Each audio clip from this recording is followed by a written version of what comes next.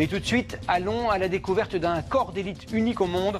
On en connaît les chants, le képi blanc et la légende. La Légion étrangère est présente partout où la France se bat. Bir Hakeim avant-hier, l'Afghanistan hier, le Mali aujourd'hui.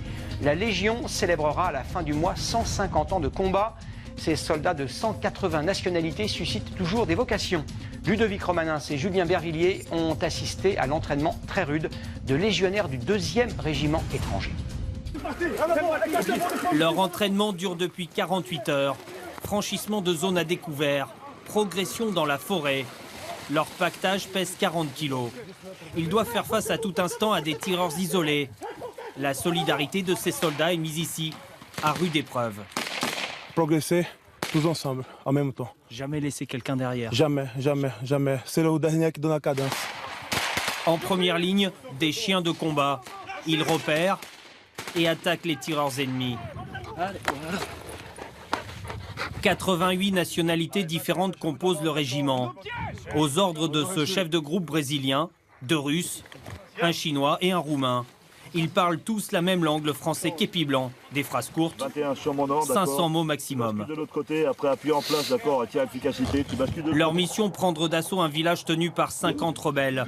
Une situation de combat moderne, rencontrée en Afghanistan et en Côte d'Ivoire. Tous possèdent un passé tumultueux, dont ils ne parlent jamais, et savourent cette seconde chance qui leur est offerte sous cet uniforme. C'est la force de la Légion étrangère. Le lieutenant Ramon fait partie de cette famille depuis 18 ans. Donner tout pour un pays qui n'est pas le nôtre, quoi. Voilà, on sert un pays qui à la base n'est pas le nôtre, la France. On sert à titre étranger un pays français, quoi. On donne à la Légion ou à la France? On donne à tout. On donne à la Légion et la Légion donne à la France.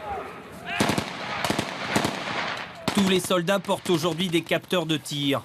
Un homme est touché lorsque son corps sur l'écran se noircit. L'assaut final prendra 40 minutes. Le bilan de cet exercice commando mené par 40 soldats, 15 blessés ou morts. Le prix pour ces hommes d'une mission à très haut risque. Quand on est militaire, oui, on accepte ce risque-là. Oui. On sait que le risque de la mort, tout à fait.